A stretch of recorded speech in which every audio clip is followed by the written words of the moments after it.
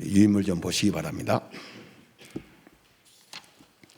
오늘은 우리 다 할 수 없고 첫 번째 대지만 살피고 다음 대지는 다음 주 우리 36절까지만 살피고 37절부터는 다음 주에 살피도록 하겠습니다. 열 번째 재앙 후 이스라엘 백성이 애굽을 떠나다. 열 번째 재앙에 대한 말씀을 살피고 또 우리가 그때 어떤 하나님 역사의 사건이 있었는가, 그리고 애굽을 떠나는 사건은 다음 주에 살펴보겠습니다.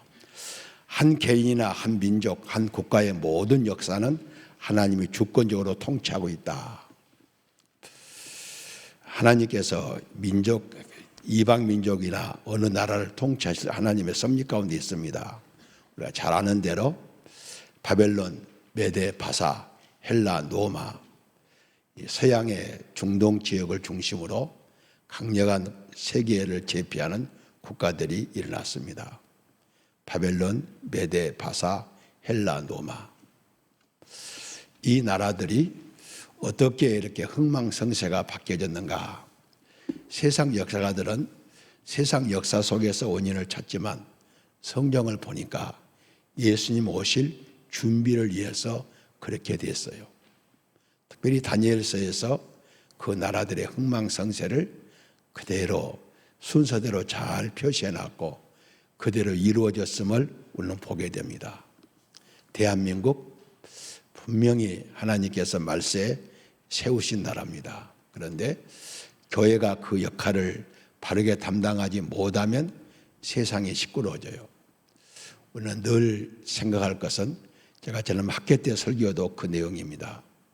사람들은 교회가 세상적으로 충만해지면 세상도 충만해질 것으로 보지만, 교회가 하나님의 것으로 충만해지면 하나님의 충만이 세상으로 흘러가서 세상을 충만케 합니다. 하나님의 통치 원리는 세상 속에 교회가 있지만 세상을 통해서 교회를 역사하지 않고 교회를 통해서 세상을 역사한다. 많은 교회가 있어요. 한국에 5만여 교회가 넘습니다. 많은 교회가 있지만 그 교회 가운데 특별히 역사의 중심이라고 말하는 교회는 그렇게 많지 않아요. 하나님께서 역사의 중심으로 자처하는, 그리고 하나님 역사의 중심으로 세우신 교회가 어떻게 하느냐에 따라서 세상이 달라져요. 우리 당회가 바르게 되면 대통령, 국무위원, 국회의원들, 대법관들이 바르게 서요. 그러니까 그러죠. 우리 당회원들이 잘못하면 대통령, 국무위원들, 대법관, 국회의원들이 흔들리기 시작해요. 그러니까 우리가 잘해야지 그들이 잘 되지, 그들이 잘 돼야 교회가 잘 되는 거 아니다. 우리가 먼저다 하는 것은 오늘 지금 늘 말하고 있고, 우리가 입버릇처럼 하는 내용이 개인의 생사화복과 국가의 흥망성쇠는 하나님이 주장하신다. 그렇게 말은 하면서도 그렇게 실제로 믿지 못하고 사는데, 사실을 우리가 사실로 받아들이고 국가의 흥망성쇠는 바로 하나님이 주장하시고 하나님이 그 국가를 어떻게 역사하시는가. 사사기를 보면 하나님의 사람이 바르게 서 있으면, 많은 사람도 중요하지만 몇 사람, 어느 때는 한 사람이라도 바르게 서 있으면 그 사람이 사는 동안 그 나라를 평안하게 하는 것이 사사기서의 내용입니다. 우리 교회는 사사기를 이미 여러분들이 살폈기 때문에 그것을 분명히 알고 있어요. 그러니까 오늘 우리가 이 말씀을 보면서 하나님께서 이스라엘 민족을 애굽에서 떠날 준비가 되었다. 장정만 60만, 합하면 200만에 달할 정도로 추정이 돼요.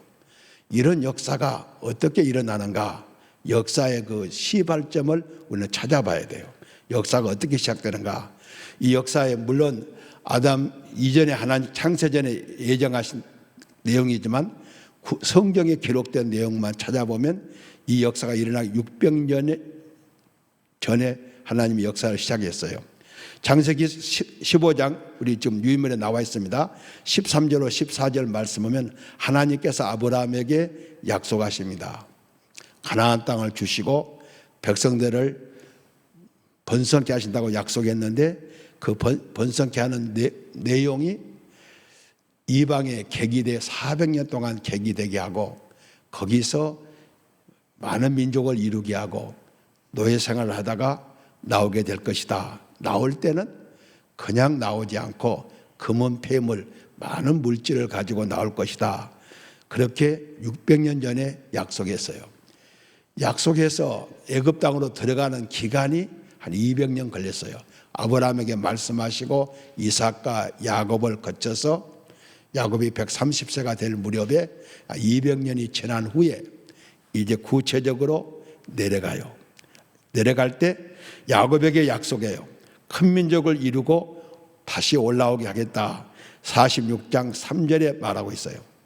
요셉이 죽을 때 이 하나님의 약속을 믿고 내가 죽거든 내가 장사한 다음 다시 가나안 땅으로 갈 때 내 해골을 가지고 가서 거기에 묻어달라고 유언을 하고 그 유언대로 모세가 출애굽할 때 요셉의 시신을 갖다가 막벨라 굴에 안장한 것을 우리는 보게 돼요. 이렇게 하나님께서 이미 600년 전에 약속하시고 또 400년 동안 이방의 객이 되게 하신다고 하신 다음 400년이 차니까 하나님께서 모세와 아론을 통해서 이제 바로에게 보내요. 내 백성을 보내라. 내 백성은 우리가 계속 말씀드린 것처럼 네 노예가 아니고 내 백성 내 장자다. 너희 국고성을 쌓는 그런 노역하는 노역이 아니라 나한테 제사 드릴 민족이다 하고 보내달라고 그래요. 그런데 보내지 않을 것이다. 9번이나 보내지 않다가 10번째 재앙을 내리면 보낼 것이다 그래요. 사실 9번째 말씀을 예언하신 말씀들이 그대로 이루어졌는데 그래도 바로는 마음이 강팍해서 백성을 보내지 않았다가 10번째 재앙이 돼서 백성을 보내게 되는 말씀이 오늘 본문입니다. 중심사상 봅시다. 이스라엘 사람들은 하나님의 사랑과 능력으로 바로의 노예에서 하나님의 백성으로 해방되어 한 나라를 이루게 됐다. 이스라엘 사람들은 이제 400년 동안 살면서요 노예 해방운동을 할 의지도 능력도 없어요. 여기서 벗어나고 싶은 의지도 능력도 상실했어요. 의지가 있어도 능력도 없는데 의지도 능력도 없을 때 하나님께서 모세를 보내시고 아론을 동반시켜서 그들에게 의지를 심어줘요. 제가 늘 말씀을 상고하기 전에 기도할 때 하나님께서 말씀을 잘 깨닫게 하시고 깨달은 바를 실천할 수 있는 의지가 있어야 돼요. 의지만 갖고 안 돼요.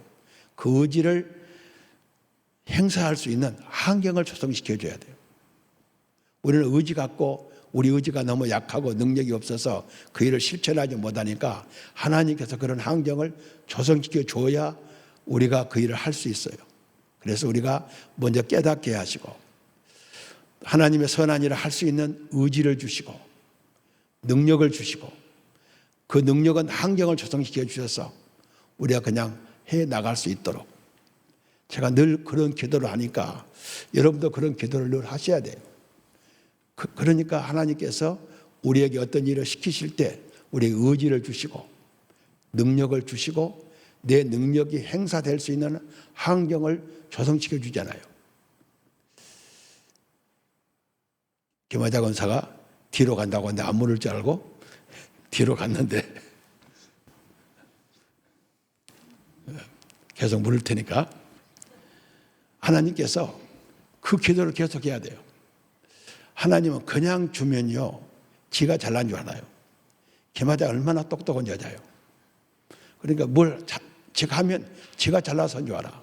남들도 정말 권사님 잘했다고 그럴 거면 쓰니까 하나님께서 기도하게 하세요. 기도하게 하시고 기도의 응답 형태로 줘요. 그러니까 하나님 나한테 깨닫게 하시고 의지를 주시고 능력을 주시고 능력을 행사할 수 있는 환경을 조성시켜 주시면 내가 일을 하겠습니다. 그러면 하나님이 그렇게 해줘요. 그런데 기도 안 하니까 하나님은 우리보다 더 지혜롭고 우리한테 안 속으니까 그 기도 없이 주면요, 남을 무시해요. 그러니까 오늘 먼저 그런 기도를 해야 돼요. 오늘도 동일해요. 동일합니다. 제약의 노예에서 나를 나올 의지도 힘도 없었으나 예수 그리스도의 보혈로 구속하여 하나님 백성 삼아 진리 안에서 자유케 하시고 삶 속에 풍성한 은혜를 주셨다. 이 은혜 안에 있는 자들은 신구약을 불문하고 시대를 불문하고 구속의 은혜에 대해서 감사 찬양해야 돼요. 우리는 정말 내가 이렇게 구속받았다는 거, 그리고 사람들은 안 믿어진다는데 우리가 믿을 수 있다는 것이 얼마나 은혜인지 몰라요. 저는 바보처럼 생긴 것이 은혜로운 거예요. 나는 의심이 안 가요. 하나님의 역사에 대해서. 왜 그런 거요? 하나님의 역사가 내게서 없다면은 나는 제로 마이너스로 내려갈 수밖에 없으니까 하나님을 의지하지 않고는 나의 존재 가치가 없어지잖아요.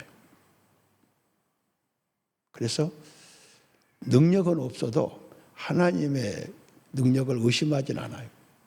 하나님이 하시면 될 수 있다고 믿어요. 그러니까 우리는 이런 믿음을 주시고 다른 사람들은 못 믿는데 나는 믿음을 주신 거 감사하고, 내가 믿지 못하는데 옆 사람이 믿으면 저는 늘 대모한다죠. 하나님, 내가 돈 달라겠어요. 뭘 달라겠어요. 믿음을 나보다 더 좋은 사람 없게 해달라니까 왜 나보다 믿음 좋은 사람 있냐고. 그때는 기분 나빠. 나보다 잘생기고 돈 많고 권력 있는 사람 보면 그렇게 안 부러워요. 그런데 말을 하는데 철떡같이 믿고 이야기하면요, 기분 나빠. 이 사람이 나보다 더 믿음이 좋아. 하나님, 사람 차별하지 맙시다. 내가 처음 서울로 올라와서 전라도 사람이라고 얼마나 차별해서 기분 나빴는데 지금은 좀 살만한데 하나님까지 차별하면 내가 어떻게 살라고. 그러지 맙시다. 그러고 새벽기도 때 더 심하게 어필해요. 믿음 좋은 사람 보면. 그런데 그 외에는 이렇게 부러운 사람이 없어요. 그거 다 꿈 같은 것이기 때문에. 두 번째입니다. 하나님의 의로운 역사로 70명 전원이 나고자 없이 애굽으로 내려갔고 이제 장정만 60만 그의 인구까지 합치면 200만 명 정도가 나고 없이 나왔어요. 이 말씀을 할 때마다 저는 우리 박정원 집사님 생각이 늘 나요. 박정원 집사님이 대대장까지 해요. 대대장까지. 대대병력을 이동하는데요, 아무리 사고가 적어도 7, 8명은 나온대요. 이동하는데 못 갈 사람이. 대대병력을 이동하는데 정말 10명 이하로 어디를 다 가든지 뭐 아프든지 무슨 이유로 뭐 대대병력만 아무리 통제를 시켜놔도 딱 출발을 하면 10명 미만의 그런 사고 병력이 생기는데 어떻게 200만이 60만이 한 명의 낙오도 없이 나왔다는 것은 부대 이동을 지휘하는 경험이 있는 사람은 이거 사실로 믿어지면 그 다음부터는 다른 것 못 믿을 것이 없대요. 군인 출신들 이야기예요. 야곱의 가족은 바로의 초청을 받고 430년 전 가나안 땅에 애굽에 내려올 때 한 명의 낙오도 없이 가족 전원이 70명이 내려왔어요. 이것도 하나님의 특별하시고 은혜로운 역사예요. 이제 하나님께서 예정하시고 약속하신 때가 참에 약속의 땅으로 가나안 땅으로 출발할 때 장정만 60만 그의 가족까지 합치면 200만이 한 사람도 낙오자 없이 전원 나올 수 있어요. 늙은이, 어린 유아, 출산한 사람 모두 하나님께서 강건케 하심을 힘입어 나오게 됐어요. 사람으로 할 수 없는 일이나 하나님은 하실 수 있어요. 다음 주 출발도 그래요. 출발도 다음 주에 나오는 이야기입니다만 우리 지금 건너편 도로가 30m 도로인데 6차선이에요. 이 길로 10만 명이 빠져나가려면 얼마나 시간이 걸리겠는가. 이 교회 짓고 오신 분 빼고 이 교회 짓기 전에 칼산에 있을 때 두 사람만 이렇게 겨우 몸을 돌려서 올라갈 수 있는 길, 내려갈 수 있는 애길이었잖아요. 그때 300명 안팎인데 내려오는 시간이 얼마나 많이 걸렸어요. 그러니까 결혼식 어디 갈 사람들은 그냥 예배 끝나고 난 다음에 빨리 남 내려가기 전에 한번 내려가기 시작하면 기다려야 되니까. 그거 생각하면요, 그때 도로 망이 구축되지 않을 때 강약길을 걸어가는데 60만이 간다는 것은 엄청난 일이에요. 세 번째입니다. 아브라함부터 시작하여 모세의 출애굽까지 하나님께서 철저하게 역사하신 기적적인 사건이에요. 구속사에서 출애굽 사건은 처음부터 끝까지 여호와가 철저하게 역사하심을 믿음의 눈으로 확인할 때 감탄할 수밖에 없는 놀라운 사건이다. 우리가 역사적 현장에서 하나님의 일을 할 때 주저하고 당황할 수 있다. 그러나 하나님 아브라함으로부터 모세까지 역사를 보면 지금까지 나와 우리 교회에도 이스라엘 백성 못지않게 인도했음을 확인할 수 있어요. 내가 지난번 이야기 드렸잖아요.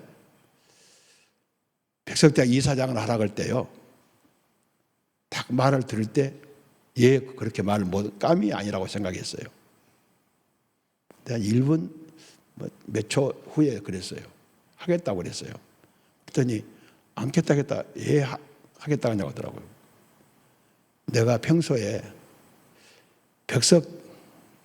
백석대학하고 강성교회가 성장하고 돌아가는 모습을 보면서 하나님의 역사를 못 본 사람은 바로보다 더 강파가 되겠는데, 강성교회 역사가 끝나고 나니까 백석의 역사에 선장이 되라는데 내가 전까지 그 말 해놓고 못 오면 되겠어요? 한다고 그랬지. 그러니까 하라고 해다 한 1분 좀 지체했다가 못 온다고 했다가 한다고 그러니까 이제는 하지 말라고도 못 오잖아요. 그래서 해버린 거예요. 그랬더니 왔더니 우리 집주꾼은 걱정이 많아. 사고 치면 어떠냐고. 이 나이에 사고 치겠어요? 그러니까 정말 하나님 역사가 못 보면 안 돼요. 예배당이 어떻게 지어졌는가, 주차장이 어떻게 사졌는가. 우리 교회에서 일어난 역사를 쭉 보면 우리 교인들의 그 상황 속에서는 기적이에요. 이 예배당을 짓고 주차장을 사는 그 정도의 기적 가지면요, 현재 교인들을 갖고 주차장에다 10층 건물 지을 수 있어요. 10층 건물 지으라고 하면 최장로, 선장로 손들고 전부에 의지 없어 손들고 옵니다. 그럴 거예요. 그러니까 하나님이 역사하시면요, 놀라운 역사가 일어나요. 아브라함부터 모세까지 역사를 보면 지금까지 나와 우리 교회에서도 이스라엘 백성 못지않게 인도하심을 확인할 수 있어요. 앞으로도 이스라엘 역사를 보면 구름기둥과 불기둥으로 역사하심을 믿게 되는데, 지금은 어때요? 불기둥과 구름기보다 더 확실한 성경 말씀이 있어요. 분명히 확실한 성경이 있어요. 그래서 성경을 이야기할 때 제가 뭘 하겠죠? 성경은 역사적 사건을 기록했어요. 그런 역사적 사건을 기록했는데 역사적 사건 가운데서 표준적 사건만 기록했어요. 표준적 사건을 주로 기록했어요. 그래서 성령이 일어난 사건은 오늘 다시 일어날 수 있다는 사건이 표준적 사건이에요. 윤광사, 신학교에서는 안 되는 이야기지. 신학교에서는 그런 말 안 해요. 목회를 해야 그런 걸 느껴. 교수는 잘 못 느껴. 성경에 기록된 역사는 역사적 사건이 분명해요. 신화적 사건이 아니에요. 역사 선상에서 발생했던 사건이에요. 그런데 그걸 성경에 왜 기록하는가? 그 사건은 다시 재현할 수 있는 사건이에요. 그런 사건들을 하나님께서 기록해놔요. 그러니까 출애굽의 역사는 다시 오늘 우리에게도 이런 기적적인 역사가 일어날 수 있다는 거예요. 이제 출애굽의 역사가 실질적으로는 이제 13장부터 시작하는데 하나님께서 13장으로 인도하시는데 그냥 지중해 그 왕의 대로가 이미 애굽에서 팔레스타인까지 다 돼 있어요. 왕의 대로가. 장사들이 다니는 요셉이 팔려온 대로가 다 있어요. 그런데 그쪽 대로로 가면 중간에 가다가 먹을 것, 입을 것을 구할 수 있어요. 어디로 보내요? 사막으로 보낸 건 뭐예요? 내가 사막으로 보내겠다는 것은 내가 먹이고 입히고 마시게 하겠다는 거예요. 그러니까 이 기간 동안에는 나를 따르라는 거예요. 그 의지가 사막으로 인도하는 거예요. 그러니까 우리가 하나님의 인도를 받으면 돼요. 그래서 방금 김하자 권사가 하는 기도한 내용, 성도의 특징, 우리의 특징이 뭔가? 안으로 감사 기쁨, 밖으로 근면 성실. 우리 교회에서 김하자 권사가 문제 부지런해요. 너는 날 없죠. 얼마나 바쁘든지 수협에도 못 나오더라고. 되게 바쁜가 봐. 그래서 돈을 많이 버나 봐. 사실이죠. 정말 이런 강야로 인도한다는 것은요, 하나님이 책임지겠다는 거예요. 그런데 이 사람들은요, 책임질 때 의지하면 되는데 계속 불안한 거예요. 그것을 가르치는 것이 이제 13장부터 내용입니다. 이제 29절 36절 봅니다. 바로가 10번째 재앙 후에 이스라엘 자손에게 백성 가운데 떠나라고 하셨다. 바로가 지금까지 9번까지 재앙을 받았으나 바로의 마음이 안아가여 보내지 않았으나 그러나 10번째 재앙을 내리면 너희를 보내라고 여호와께서 모세에게 말씀했어요. 9번째까지는 안 보낼 거고 10번째는 보낸다고 그랬어요. 29절 30절입니다. 밤중에 바로의 장자부터 옥에 갇힌 사람의 장자와 가축의 처음 난까지 다 치심에 죽으니라. 우리 29절 같이 읽습니다. 밤중에 여호와께서 애굽 땅에서 모든 처음 난 것 곧 왕위에 앉은 바로의 장자부터 옥에 갇힌 사람의 장자까지와 가축의 처음 난 것을 다 치심에. 이미 우리는 11장에서 다 살펴봤죠. 밤중에 처음 난 것. 익명 그대로요. 마음이 안하게서 9번째까지 말을 안 들었는데 10번째 재앙은 처음 난 것을 다 하나님께서 죽이신다는 거예요. 누군가 왕위에 앉은 바로의 장자부터. 세상에서 재난이 발생하면 가난한 사람들, 약한 사람들이 먼저 재난의 대상이 되고 강한 사람, 부한 사람들이 마지막 재난의 대상이 되는데 10가지 재앙은 바로부터 시작했어요. 거의 동시적이지만 이 말씀을 할 때마다 우리가 고린도전서 15장에서 주님께서 재림하실 때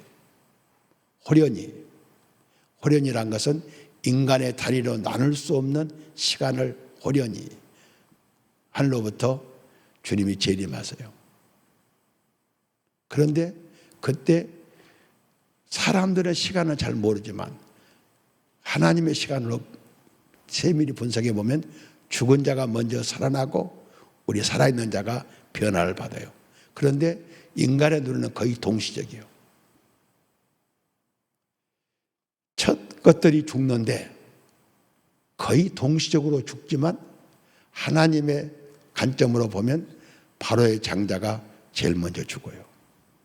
우리들의 시간으로는 동시에 죽은 것 같지만 하나님은 바로 장자부터 지쳤어요. 그러니까 하나님의 재난은 하나님께서 작정하신 대로 바로의 장자부터 옥에 갇힌 사람, 맷돌에 있는 몸종까지 천한 사람, 죄인들까지 그리고 넘어가서 가축에 처음 난 것들, 이것은 모두 하나님께서 다 심판하신다. 30절 말씀 제가 읽습니다. 그 밤에 바로와 그 모든 신하와 모든 애굽 사람이 일어나고 애굽에 큰 부르짐이 있었으니 이는 그 나라에 죽임을 당하지 아니하는 집이 하나도 없었다. 밤중 한밤중에 애굽의 모든 집은 모두 상가가 됐어요. 한 목사 큰 집이 지금 상가가 됐어요. 그래서 한 목사가 지금 가서 우리가 예배 못 드린 거예요. 그런데 우리는 아직 상을 안 당했잖아요. 우리 집안에 상을 당한 사람이 없잖아요. 그런데 지금 애굽은 전 가족이 다 상가요. 처아들도 죽었지만 애아들도 죽었어요. 하여튼 첫 것은 몇이든 간에 첫 것은 다 죽었어. 그러니 모든 집안이 대성통곡이에요. 그래서 한 집도 상을 당하지 않은 집이 없어요. 자식이 없는 집은 어떻겠어요?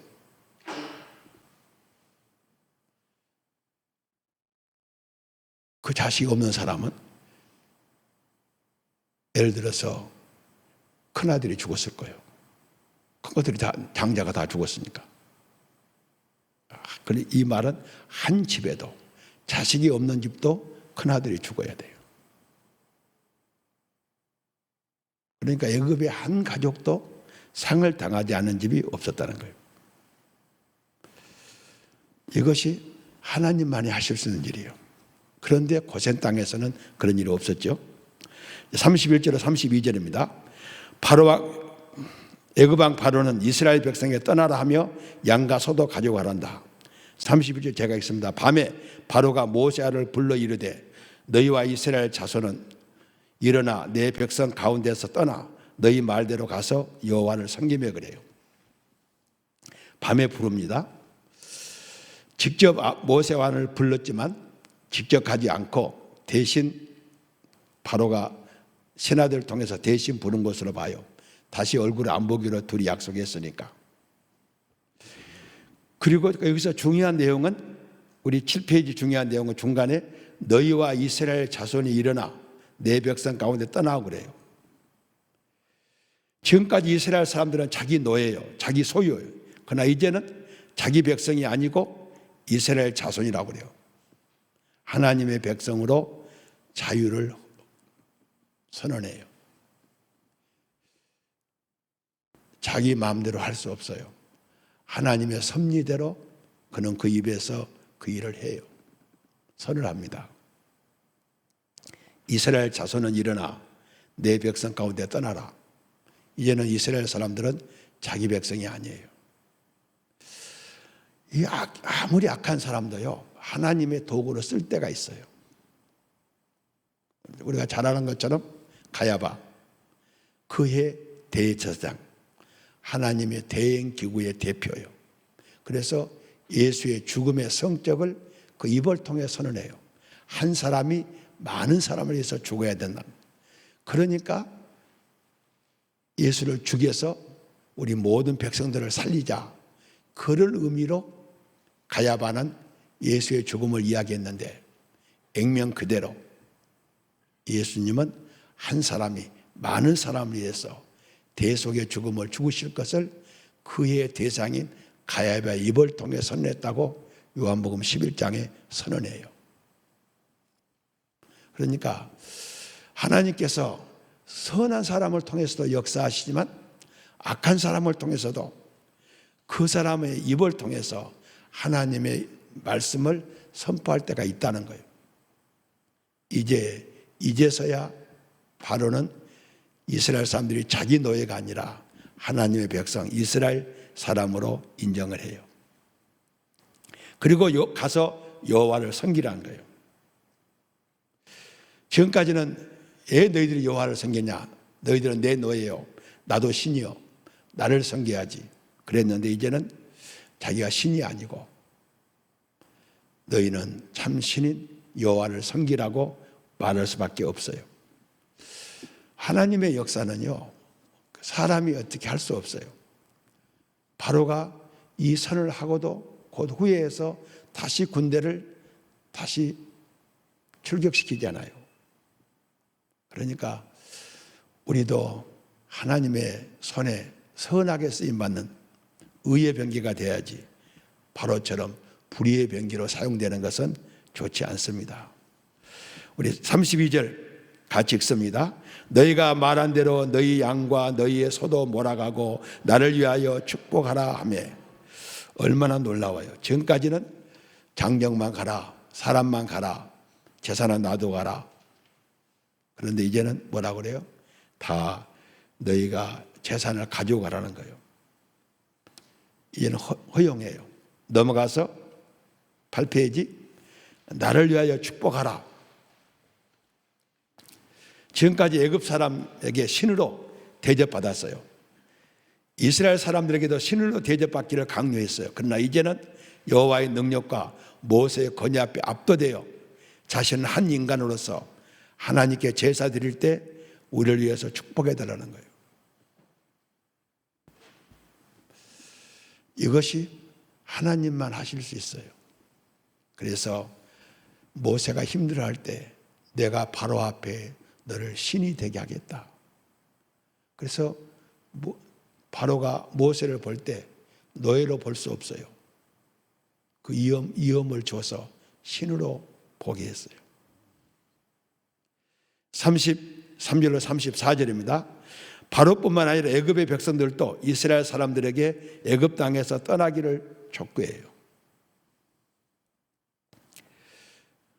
얼마나 놀라운 일이요? 애굽 사람들은 말하기를 우리가 다 죽은 자가 되도다 하고 그 백성을 재촉하여 그 땅에서 속히 내보내려고 하므로 이미 10장에서 백성들이 바로에게 건의했어요. 임금님, 우리나라도 망한 줄 모르세요? 다 망했습니다. 더 이상 이들 놔두면 우리 이제 망할 것도 없습니다. 이들 보냅시다. 그래도 안 보냈잖아요. 이제는 바로가 해방령을 내리니까 지극히 당연한 이야기로 알고 빨리 바로의 마음이 변하기 전에 백성들도 나가달라는 거예요. 바로는 끝까지 이스라엘 백성들을 이용하고 싶지만 백성들은 순수한 입장에서 이들이 우리의 하근이 돼 있으니까 이들을 놔두면 안 되니까 빨리 나가달라고 그래요. 우리가 죽은 자가 되었도다. 더 지체하면 우리는 모두 죽게 된다는 거예요. 장자만 죽는 게 아니라 살아있는 사람 다 죽게 된다는 거예요. 바로의 떠나라는 명령이 떨어졌으니 이스라엘 백성들은 지체하지 말고 속히 떠나달라고 재촉해요. 너무도 큰 공포에 쌓여있는 애굽인들을 볼 수 있어요. 하나님이 역사하시면 지구촌에서 가장 강한 나라 임금이나 백성들이 얼마나 허약하고 공포에 떨고 있는가를 우리에게 보여줘요. 우리가 애교에 여러 가지 어려운 점이 있지만 하나님께서 우리가 조금 더 진지하게 신앙생활을 하면 다시 저들이 우리를 넘보지 못하도록 아무리 강대한 국가를 할지라도 우리를 업신여기지 못할 겁니다. 얼마나 강대국들이 업신여겨요. 하나님께서는 우리 신앙생활을 잘하면 고린도전서 1장 후반부에 택하심을 보라. 육체를 따라 능한 자가 많지 않고 몸을 좋은 자가 많지 않고 하나님께서 약하고 멸시받는 것들을 통해서 강하고 지혜로운 자들을 부끄럽게 하신다. 일본이 지금 그렇게 느끼잖아요.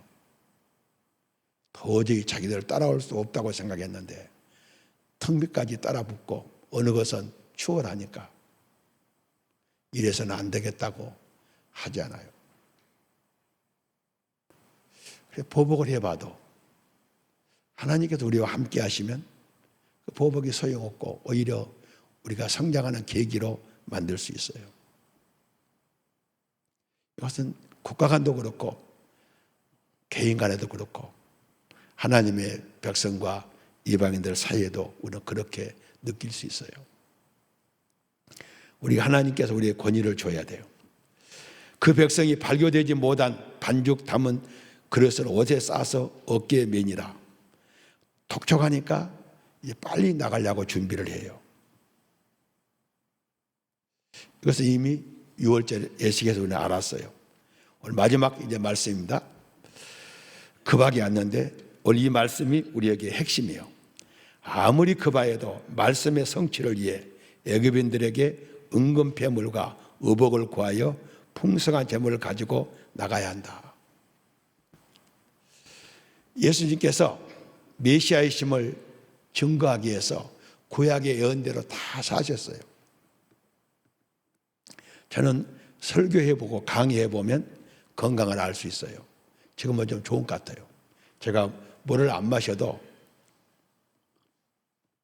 역부로 먹은 거예요. 안 마셔도 설교할 수 있는데 한참 제가 물을 많이 마셨잖아요. 그때 입이 싹싹 마르는 거예요. 입이 마르면요 혀가 꼬이잖아요. 완전히 수분이 입에 하나도 없고 혀에 하나도 없을 때가 있잖아요. 근데 물만 마시면 되는데 물 마실 틈이 없으면 혀가 꼬여요. 좀 이렇게 무리하면 혀가 꼬이도록 입이 마를 수 있어요. 그런데 예수님은요 밤새껏 기도하셨어요. 신문당하시고 끌려오시고 십자가상에서 물과 피를 다 쏟으셨어요. 지금 얼마나 탈수 상태에 있어요. 그런데 한마디를 하고 가셔야 돼요. 다 이루었다. 목마르다. 그 말씀을 안 하시면 구약의 예언이 일부 성취가 안 돼요. 내가 목마르다. 그 말을 사도 요한이 말씀을 응하게 하시려고 저는 그 말씀을 읽을 때마다 되게 미안해요. 내가 입이 말라본 경험이 있는 사람이라. 입이 말라서 말하기도 힘드는데 내가 목마르다 하신 이유는 목이 마르시기 때문에 사실이지만 예수님이 자기 육체의 자극을 다 표현하지 않았잖아요. 메시아이신 것을 말씀하기 위해서요. 하나님께서 아브라함에게 600년 전에 종살이 하다가 나오는데 그냥 나오지 않고 현대용어로 말하면 노임을 계산해서 계산받고 빈손 오지 않고 부자로 나올 것을 이야기했어요. 앞에서 우리 봤잖아요. 장세기 15장에서 아무리 급해도 떡반죽 그릇을 지금 재촉해서 어깨에 맸는데도 그냥 가지 말고 돈 준비하고 가라는 거예요. 그 말씀이 지금 35절로 36절 말씀이에요. 600년 전에 하신 말씀이에요. 얼마나 놀라운 말씀이에요. 그래서 무엇을 부르실 때 내가 내 손을 들어 애굽 중에 여러 가지 이적으로 그 나라를 친 후에야 그들이 너를 보내리라. 내가 애굽 사람의 백성의 은혜를 잊게 할지라도 너희가 나갈 때 빈손으로 가지 아니하리니 여인들은 모두 그 이웃 사람과 및 자기 집에 거류하는 여인에게 금은 은폐물과 금폐물과 의복을 구하여 너희 자녀를 꾸미라. 너희가 애굽 사람의 물품을 취하리라 약속했어요. 성령께서 이스라엘 백성들이 급한 중에도 그 약속을 성취하기 위해서 밀린 체불 노임을 정산하기 위해서 그리고 다음 성막을 건축할 때 헌물로 드리기 위해서 지금 제물을 하나님께 줘요. 35절 이스라엘 자손이 모세의 말대로 애굽 사람에게 은금 폐물을 구하며 그랬어요. 가서 은금 폐물을 구해요. 36절 말씀은 제가 개역 개정을 읽을 때 여러분 세 번역을 한번 읽어보세요. 여호와께서 애굽 사람들에게 이스라엘 백성의 은혜를 입히게 하사 그들이 구하는 대로 주게 하심으로 그들이 애굽 사람들의 물품을 취하였더라.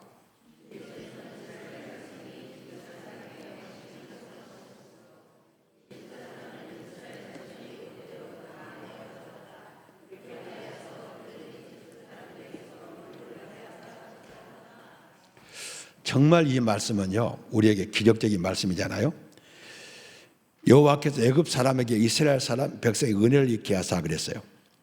지금 애굽인의 모든 가정은 상중에 있어요. 슬픔에 잠겨 있어요. 갑자기 밤에 잠자던 장남이 죽었어요. 잠 안 자던 사람도 그냥 죽었어요. 누구 때문인가? 이스라엘 때문이라고 말할 수 있어요. 생각할 수 있어요. 억지도 쓰는데 충분히 그렇게 생각할 수 있었어요. 그런데 은근패물과 의복을 달라고 해요. 평소 같으면 살인나지요. 그런데 하나님께서 이스라엘 사람에게 은혜를 잊게 하셨다. 그래서 이 은혜를 세번역은 한심, 기뻐하고 즐거워하는 마음을 가지게 했어요. 장자가 죽어 있는 집에 와서 자기 집에 있는 값진 보물을 달라는 사람에게 순간 기쁘고 즐거운 마음으로 주게 했다는 거예요. 참 이럴 수가 있어요. 그들이 구하는 대로 주게 하심으로 하나님께서 역사하심으로 이스라엘 사람들이 애굽 사람들에게 구하는 대로 기뻐하며 즐거운 마음으로 주게 하시니라. 냉소적인 표현인가? 지금 이스라엘 백성들이 약탈을 냉소적으로 표현하고 있다. 장자가 죽어 슬피 울다가 그 장자가 죽게 한 사람이 들어와서 은근패물과 의복을 달라니 정신이 혼미하여 내준 것이 아니라 그들이 기쁜 마음으로 줬다는 거예요. 그래서 이들이 애굽 사람들의 물품을 취하였더라. 지금 상은 떡반죽 그릇을 메고 가다가 부풀기도 전에 600년 전에 아브라함이 약속한 대로 애굽 사람들의 재배가 달라가니까 그들이 예의를 갖추고 줬다는 거예요. 얼마나 놀라운 일이에요. 우리는 여기서 무엇을 보는가? 세 가지를 봅시다. 첫째는 세상과 교회는 상호 도우며 공존해요. 국가는 치안을 유지하므로 교회 예배가 보호해요. 술 먹고 시끄럽게 하는 사람들 교회 들어오면 경찰이 와서 데려가잖아요. 그러니까 국가는 교회 예배를 보호해줘요. 교회는 시민들의 정신을 순화시키므로 평화로운 국가가 되게 해야 돼요. 그래서 경찰서 하나가 세워진 것보다는 범죄 예방에 교회가 세워져야 돼요. 이것이 초기 한국 기독교의 세상에 대한 역할이었어요. 그리고 그걸 백성들이 시인했어요. 교회는 사람을 선하게 만든다고.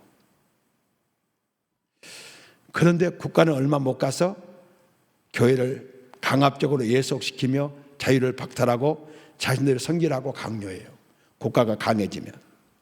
이때 교회는 핍박을 받으면서 폭력을 사용하지 않고 하나님께 기도하면 끝까지 자기 자리를 지키는 모습을 보여줘야 돼요. 그래서 비폭력이요. 두 번째입니다. 하나님께서 역사하실 때 타락한 국가와 모세 시대 애굽인들은 교회와 이스라엘 사람들에게 신체 억압을 풀어주고 재산을 돌려주고 자기들에게 떠나기를 분리하기를 원했어요. 국가나 권력자들은 하나님을 섬기는 것을 못하게 하거나 자기들을 섬기라는 것은 사람의 섬김의 대상은 오직 하나님뿐임을 알지 못하기 때문이다. 이때 하나님께서 모든 사람의 섬김의 대상은 오직 하나님뿐임을 심판을 통해서 보여줘요. 일본이 그렇게 됐고 세계 모든 나라들은 하나님 섬기지 않고 자기를 섬기라 할 때 하나님의 심판을 받아요. 그래서 전두환 씨가 국보위원장 할 때 강원영 목사께서 우리 박종원 집사하고 동기생인 그 교회 장로님인데 이렇게 연결해 줬어요. 그러니까 강원영 목사께서 전두환 국보위원장한테 그 이야기 했대요. 당신이 집권을 하더라도 교회는 손대지 마라. 교회를 손대는 사람들은 반드시 그와 그 후손들이 하나님의 심판을 받는다. 그래서요, 전두환, 노태우 때 교회에 전혀 못 건드렸어요. 그런데 장로 대통령이 나왔고 목사들이 왜 그래? 하고 교회를 손봤어.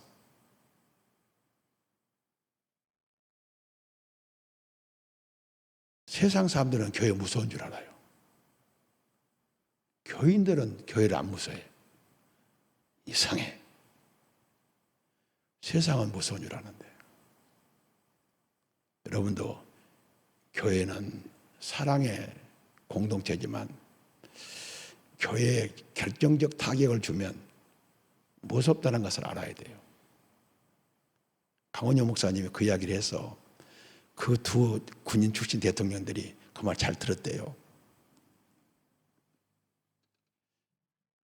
항영시 장군이라고 육군 참모총장하고 감사원장하고 그분이 경동교회 장로인데 우리 박정원 집사하고 아주 친했어요. 육사에서부터. 이야기는 방송에 나가도 되니까 내가 하는 거예요. 그러니까 교회를 건들면 안 돼요. 교회는 함부로 하면 안 돼요. 그런데 이 사람들이 요새 겁이 없어갖고 그냥 교회를 함부로 하잖아요. 그리고 세 번째는요. 시간이 다 돼가니까 세상에서 국가나 권력자들의 힘없는 사람들에게 재산을 빼앗거나 그들의 정당한 노임을 주지 않으면 자신들의 의사와 관계없이 반드시 일부는 고쳤는데 일부는 못 고쳤어요. 악한 자의 손에서 찾았어요. 일부는 약한 자라겠는데 고친 것이 있고 안 고친 것이 있습니다. 악한 자의 손에서 하나님이 찾으세요.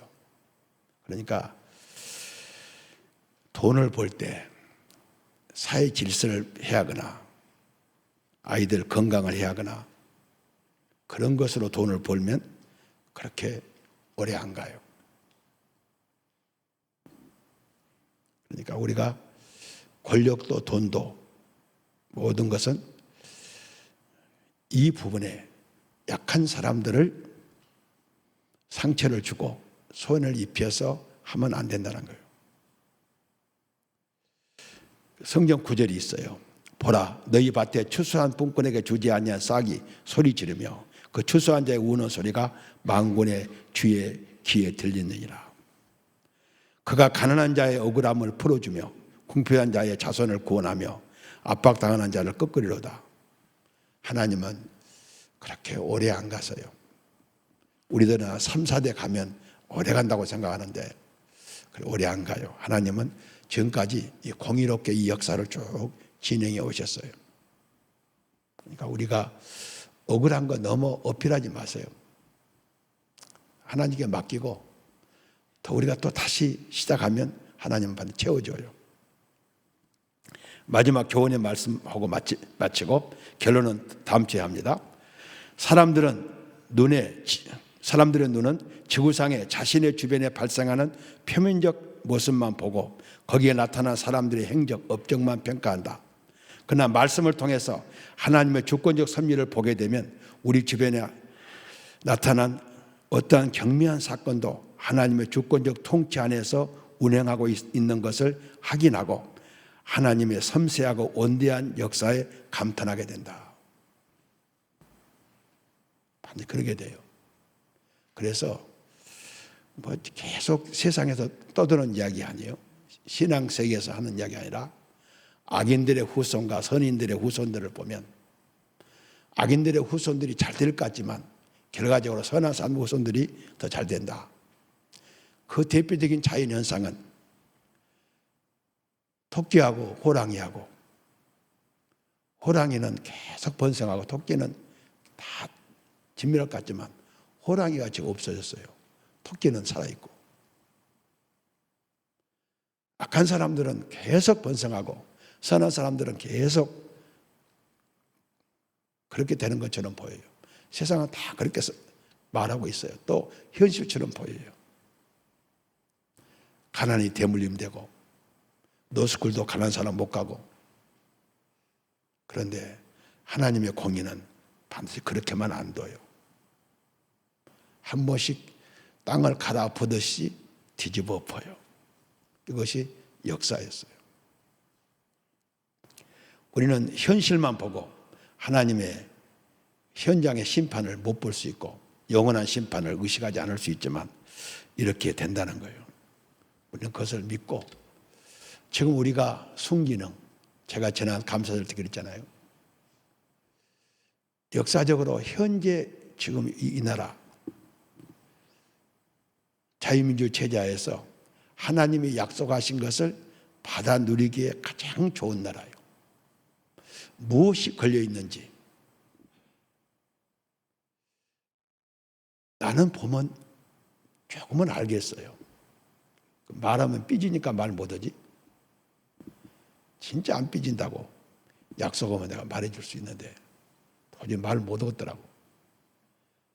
그거 몇십 년 동안 싸운 인간관계가 다 무너질 것 같으니까 말을 못하겠어. 그러니까 내가 말한다고 해도 자기도 못하겠고요. 겁나니까. 하나님은 그래서 저는 언제든지 하나님의 역사는 섬세하고 원대해요. 거시경제와 미시경제가 있듯이 섬세하고 원대하게 역사를 진행해 가요. 보면 보이잖아요. 하나님의 역사를 볼 수 있어야 돼요. 이스라엘 해방사에서 우리의 구원사를 보라. 원래 원하지도 않았고 능력도 없었으나 전폭적인 하나님의 은혜와 능력으로 이루어졌다. 지금까지도 역사하셨으니 앞으로도 역사하실 걸 믿고 말씀에 따라 순종하며 헌신하자. 이것이 오늘 결론이에요. 철저하게. 이제부터는 37절부터는 떠나는 역사입니다. 엄청난 역사가 이제 18장까지 엄청난 역사가 전개됩니다. 이번 계기에 물론 주일날도 은혜를 받고 충분하게 살 수 있지만 김하자 권사처럼 바쁜 사람 빼고는 엄청나게 바빠갖고 어찌할 수 없는 사람 빼고는 너무 바쁘잖아요. 저런 사람 빼고는 웬만하면 이제 나합에서 출발해서 시내산까지 도착하는 과정, 그 후로는 출애굽기가 없어요. 민수기에 나가. 그 다음에 이제 율법 성막으로 출애굽기가 되지. 가는 것은 지금부터 이제 12장 37절부터 39절 그리고 13장으로 가서 출발이 돼요. 그리고 시내산까지 가는 과정이 사실 출애굽의 핵심된 사항이에요. 그걸 보면 하나님 나라 가는 동안 내가 어떻게 살아야 될 것을 대강 느낄 수 있어요. 그러니까 김하자 권사처럼 바쁜 사람 빼고는 얼마나 바빠요. 바쁜 사람 빼고는 지금 주차장에다 건물 지어야 되는데 더 빨리 벌어서 헌금 많이 하려고 바쁘니까 저렇게 큰 뜻을 두고 바쁜 사람 빼고는 좀 이 과정을 잘 그냥 내 말만 듣지 마시고 여러분 사전에 말씀을 좀 읽고 그래서 이 나합세에서 시내산까지 가는 과정이 인생의 과정이다. 그 과정 속에서 어떻게 내가 살아야 될지를 잘 깨닫고 먼저 우리가 터벅터벅 걸어가면 말로 안 해도 우리 자녀들과 제자들과 후배들이 신앙의 후배들이 우리 목사님, 우리 장로님, 우리 권사님 가시는 길을 우리도 같이 가자. 우리 어머니, 아버지, 할머니, 할아버지가 이렇게 길을 가고 있구나. 그래서 이번에 지금까지 잘 오셨지만 앞으로 우리가 가는 길을 시내산까지 가는 길을 잘 여러분들이 터득하시고 실패 없이 성공리에 시내산 도착하고 그 다음 요단강까지 건너가서 하나님 나라 들어갈 수 있는 우리 모두가 되시기를 주님의 이름으로 축복합니다. 기도합시다.